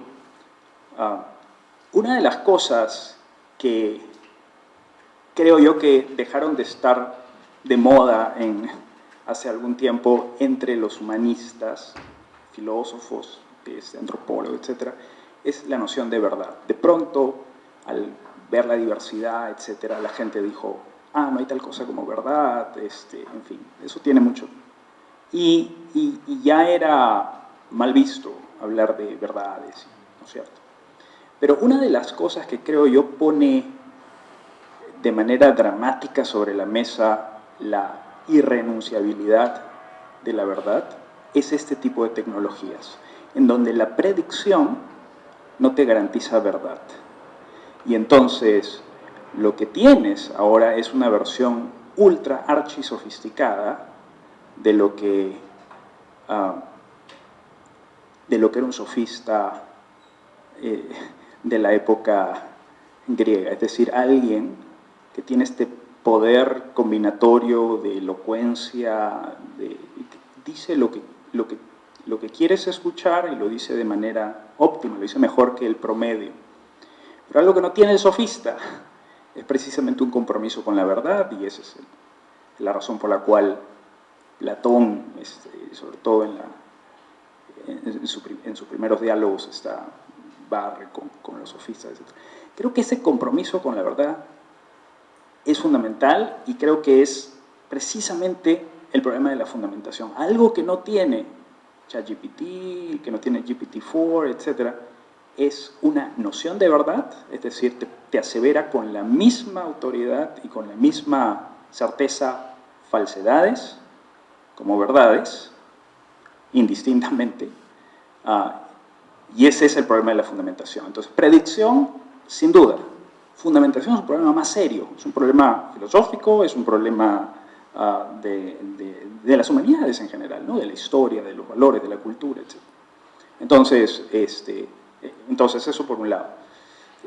Tu segunda pregunta era sobre el sello inútil. La biblioteca de Babel de Borges es ciertamente inútil. Borges dice, los seres humanos, los bibliotecarios, que además en el cuento somos bibliotecarios, habitamos la biblioteca de Babel, nos entusiasmamos con la cantidad de conocimiento, todo está en la biblioteca de Babel. Pero pronto se dan cuenta los bibliotecarios que esa inmensidad de conocimiento es absolutamente inútil porque no tienen un sistema de clasificación y porque hay un problema de fundamentación, es decir, hay libros falsos y verdaderos y no hay manera de discriminarlos. Entonces, por todas estas razones se deprimen, dice Borges, porque este mar infinito de conocimiento es completamente inútil. Ahora, la pregunta de Julio es muy interesante. Entonces, yo estoy haciendo el paralelo con ChatGPT, con las diferencias enormes, como mencionó Miguel, entre ese algoritmo muy simple de combinación aleatoria de 25 caracteres versus una sintaxis de un lenguaje. Eso restringe muchísimo el campo de posibilidad combinatoria. Sin embargo, sigue siendo enorme. Ahora,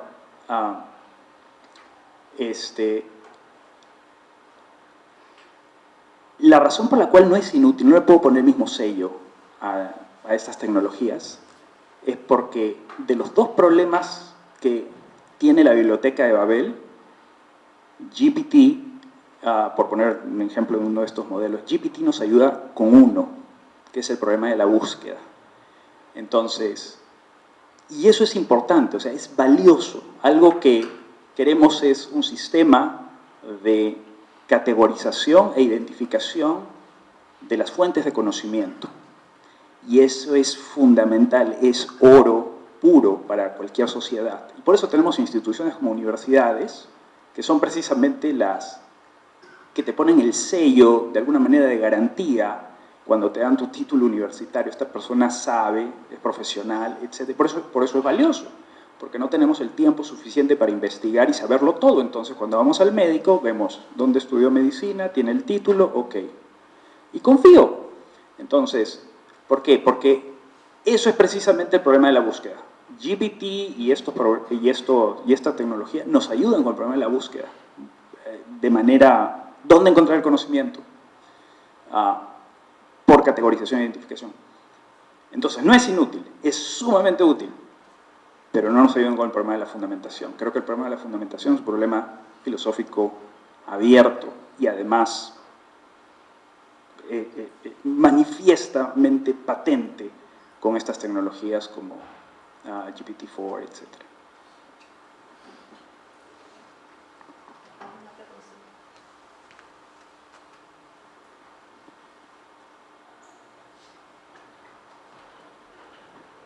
Gracias. Yo tengo un comentario abierto, no sé, en relación con, bueno, creo que lo que todos han presentado. Específicamente recuerdo Edilberto nos mostraba en el diagrama, en esta ingeniería de prompt, que el resultado depende también de esos datos que van a entrar, ¿no? De ese corpus.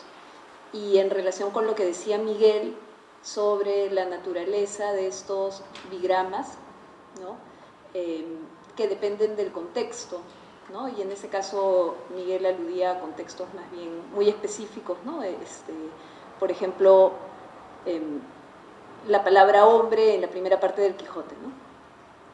Pero también mencionabas que los contextos son, digamos, infinitos, ¿no?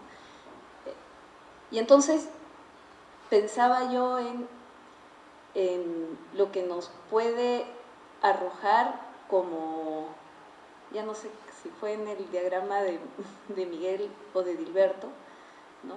Este C2 a partir del corpus, ¿sí?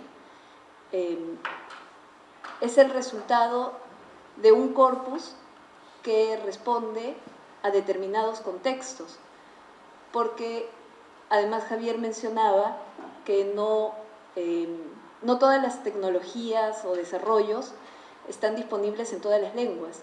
Y justamente ponías como ejemplo que la mayoría están disponibles en lenguas como el español, obviamente el inglés y otras lenguas de esta naturaleza. Y por ejemplo, no en quechua y otras lenguas más bien de pueblos, culturas, digamos, no necesariamente hegemónicas, ¿no? Que no han tenido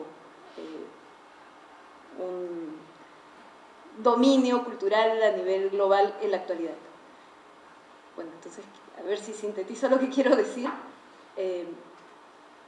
Creo que estos corpus que van a finalmente alimentar a estas inteligencias artificiales, de las que van a desprenderse estos C2, ¿no? no solamente pueden estar sesgados en términos de la información, el contenido, ¿no?, sino también de la procedencia de esos contextos culturales que además no solamente, digamos, son corpus de lenguas distintas, en lenguas distintas, sino de hablantes con identidades diversas y que hacen cosas en contextos diversos. No sé si me dejo entender, porque probablemente lo que esté sistematizado y recogido, que finalmente va a dar lugar a generar esos C2, ¿sí?, por mucha diversidad que tenga, van a provenir solamente de determinados contextos que efectivamente serán valorados para ingresar en un corpus, ¿no? Y entonces hay una diversidad de producciones que quedan fuera, ¿no?, a nivel de uso del lenguaje y de significados que van más allá de meras combinatorias, ¿no?, de decisiones de los hablantes en contextos determinados. No sé si al final me enredé un poco, pero digamos que quería apuntar a eso y no sé qué ideas podría despertar en ustedes, ¿no? Pensaba también en el tema de la creatividad en relación con esto, ¿no? Efectivamente, estos limitados contextos que forman el corpus que finalmente va a producir, ¿no?, va a generar, ¿no?, estos resultados, también incidirán en esta probabilidad, ¿no?, combinatoria que calificaremos o no como creativas, ¿no? Pero igual hay mucho que queda fuera y que seguirá quedando fuera, imagino yo, ¿no? En fin, por ahí va.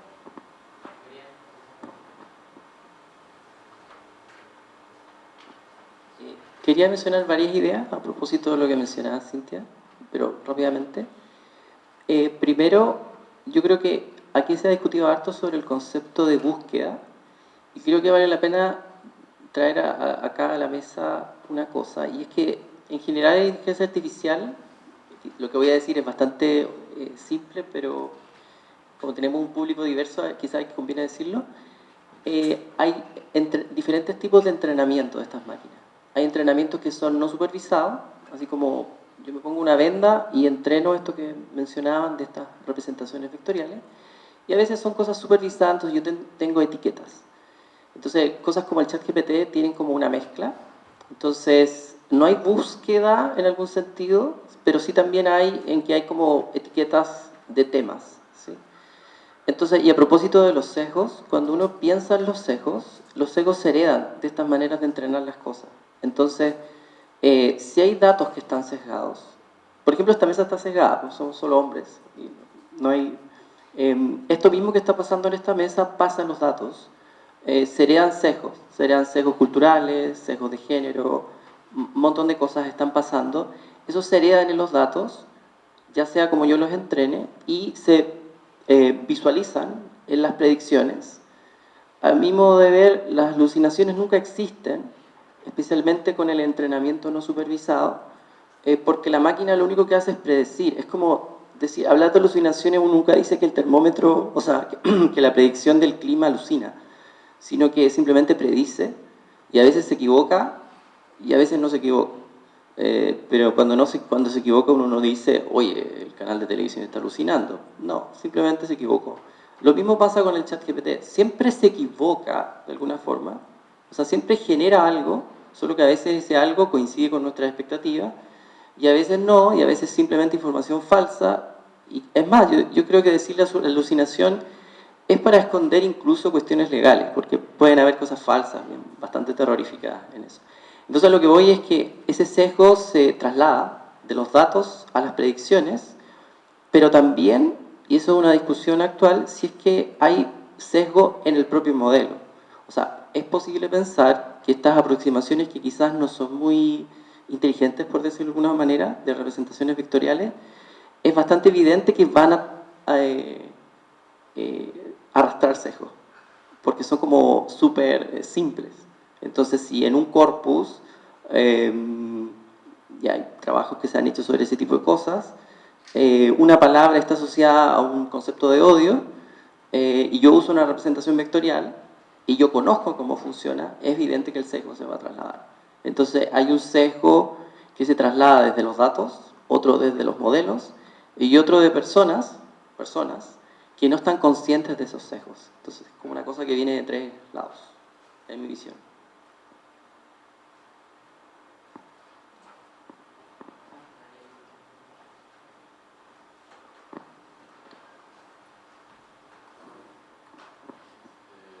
Buenas noches con todos. Primeramente quisiera agradecer a los ponentes, ha sido una amena ponencia. Quisiera hacer una pregunta abierta a ustedes como humanistas. ¿Ustedes creen que debido al auge de las tecnologías y de la sistematización del conocimiento, además de que la idea de la verdad se reduzca por las masas más para las IAs, porque ahora, si bien todo lo confían a las, como dijo la ponencia del profesor, más que nada confían en las IAs, la misma idea de verdad. ¿Ustedes creen que a medida de que este modelo siga en auge, poco más que las humanidades se vean opacadas, creen que se entren en mucha más importancia? Una pregunta abierta, se le podría decir. Muchas gracias.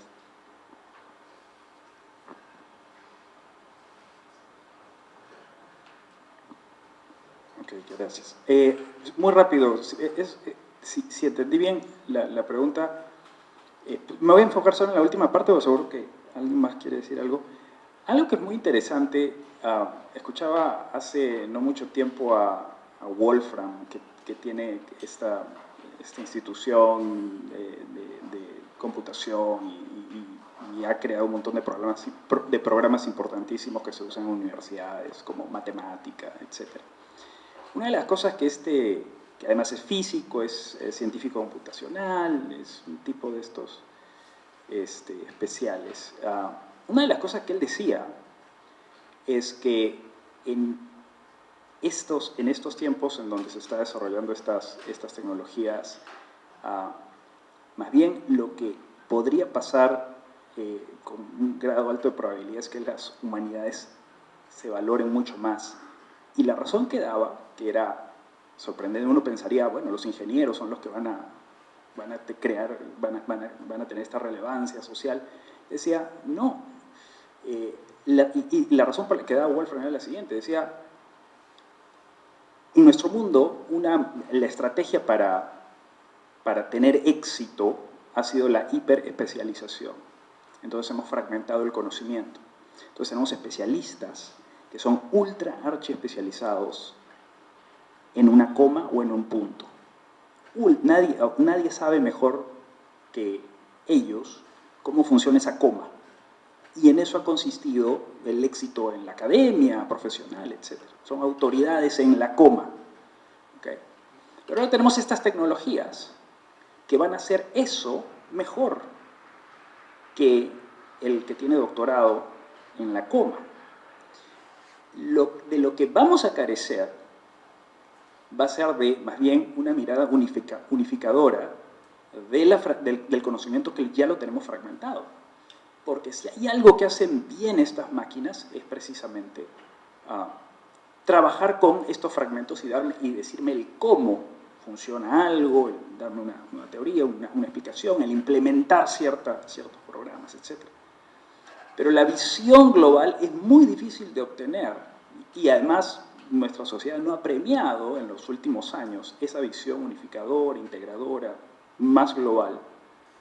Y más bien ha premiado la especialización. Y lo que me llamó la atención de este punto de vista de Wolfram es que en las humanidades uno cultiva, o sea, las humanidades son el cultivo de esa visión más bien integradora, unificadora del conocimiento. Y que él decía de eso que eso probablemente haría que las humanidades adquieran un valor renovado en nuestras sociedades. Ahora, veremos si eso es así. Eso es una de las tantas predicciones que la gente hace. Pero me pareció interesante que lo diga alguien que está metido justo en este mundo donde se trabajan estas tecnologías.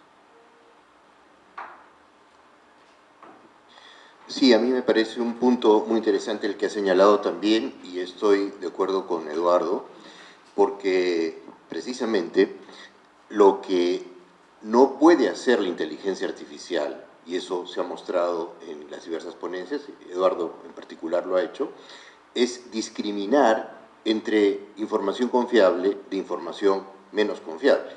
O sea, el fenómeno de las fake news, que no solo está en la inteligencia artificial, sino está en el mundo social.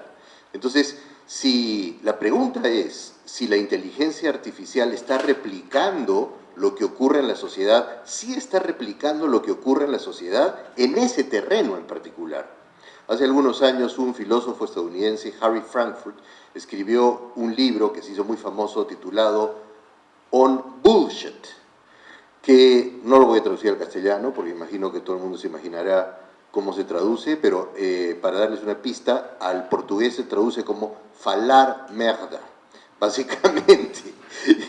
Y en realidad es sobre la exacerbación de la charlatanería, ¿no? Y el charlatán no es el que dice falsedades, el charlatán es aquel al que no le importa la verdad y no le importa distinguir entre lo verdadero y lo falso. Entonces, algo que me ha gustado mucho de las ponencias de Eduardo y de Miguel es que han mostrado algunas de las limitaciones de la inteligencia artificial, lo que sirve en gran medida para bajar la paranoia que hay en relación a este tema, que es una paranoia desde mi punto de vista inflada, ¿no? Pero sí me gustaría comentar algo respecto a lo que dijo Miguel, y es que el cerebro es una máquina, ¿no? Es una máquina que funciona de manera muy diferente como funciona una computadora o incluso un conjunto de computadoras trabajando en paralelo, pero es una máquina.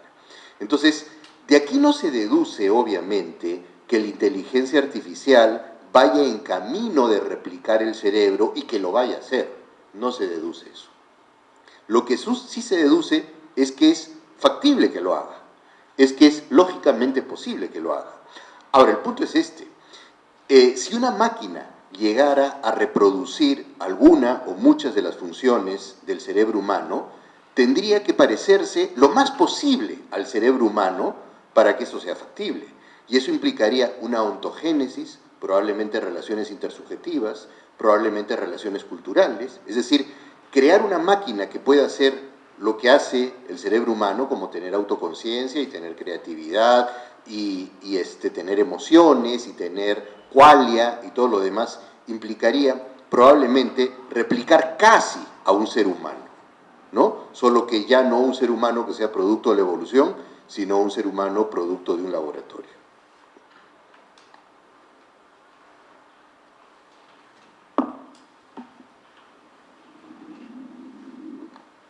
¿Alguna pregunta más?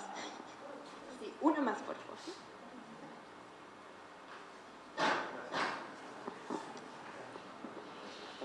Sí, buenas noches con todos. A los ponentes, muchas gracias por las presentaciones. Yo en mi caso vengo de la Facultad de Ingeniería y quisiera preguntar abiertamente, ¿no? ¿Cómo un ingeniero, ¿no? En mi caso, ¿no?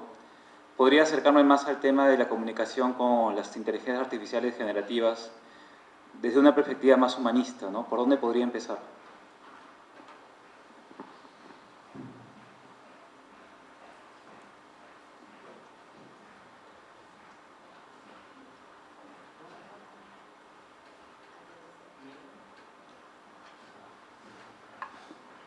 Sí, en fin, hay varios caminos, ¿no es cierto? Hay múltiples caminos. Y lo que yo recomendaría, curiosamente, que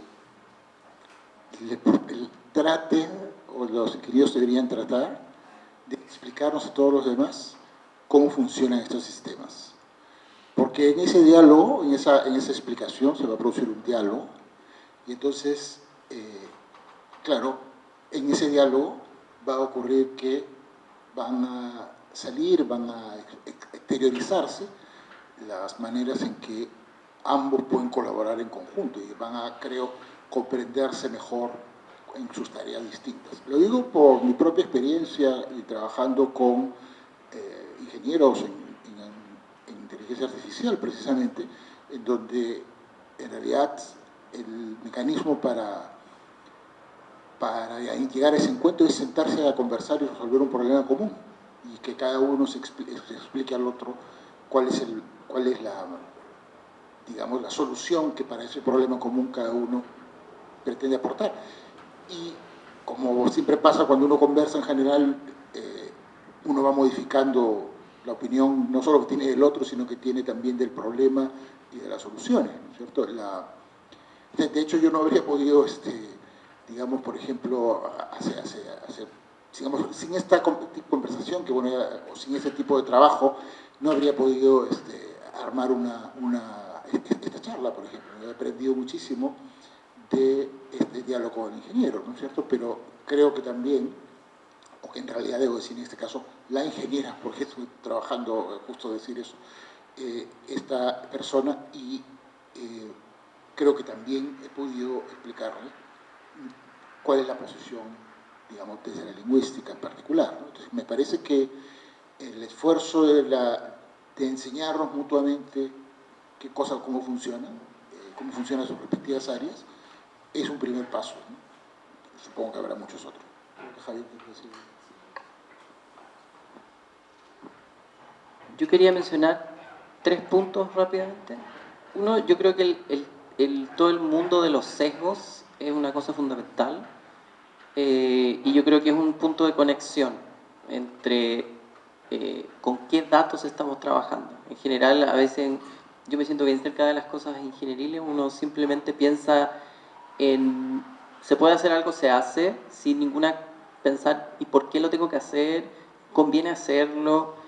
Por ejemplo, basta pensar en cosas que han pasado hace poco sobre manipulación de imágenes de niños y qué sé yo. Entonces uno piensa, ese tipo de cosas quizás deberían estar prohibidas. O sea, hay cosas, y puede ser también que estas cosas sean prohibidas. Quizás el ChatGPT no existe en un año más, no lo sé. Siento que el tema de los sesgos es importante.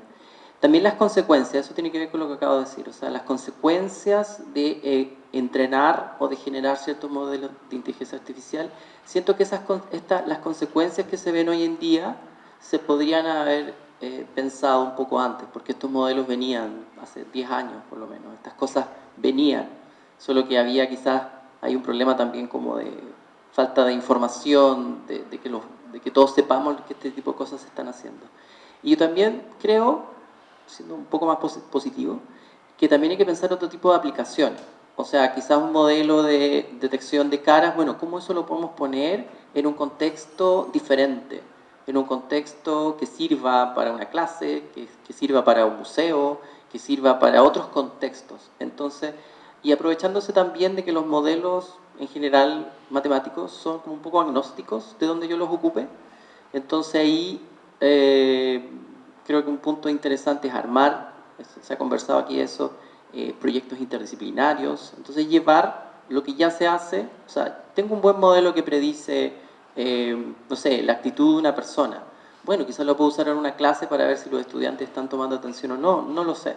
Entonces, quizás el solo hecho de mover los modelos hacia otros ámbitos puede hacer conectarse con otras disciplinas, no solamente humanidades, también ciencias sociales, no sé, me imagino otras disciplinas haciendo este tipo de cosas. Eso. Quizá rápidamente, algo último.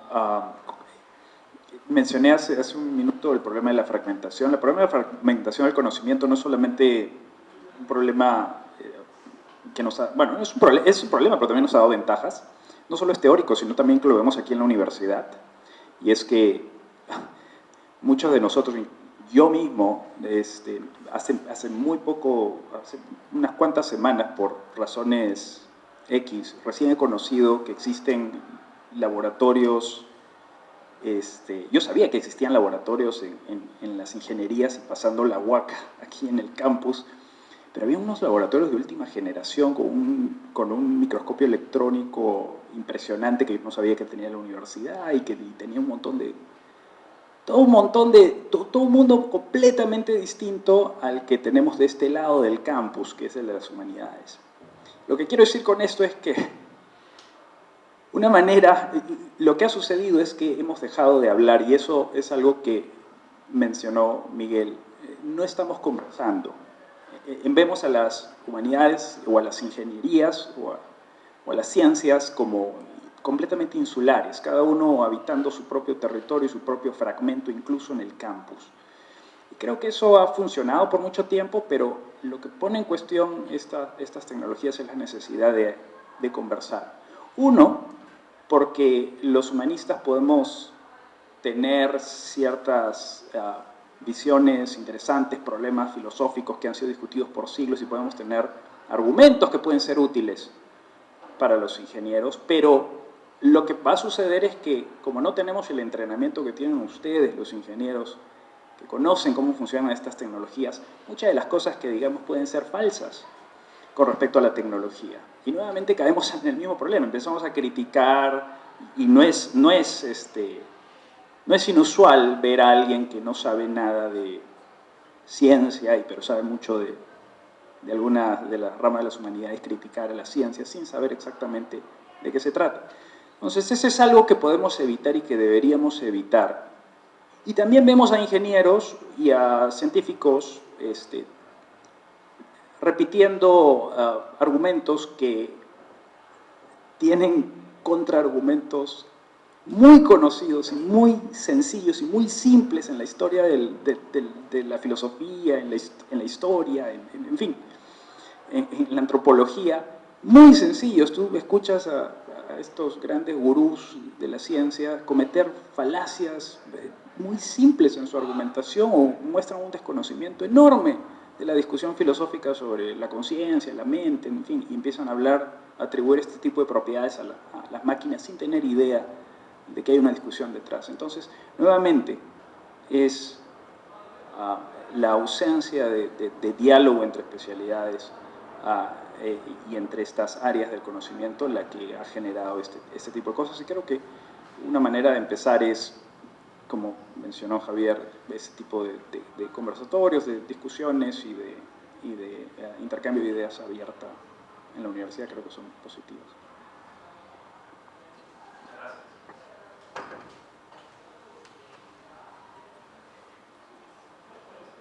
Un aplauso para despedirnos. Muchas gracias.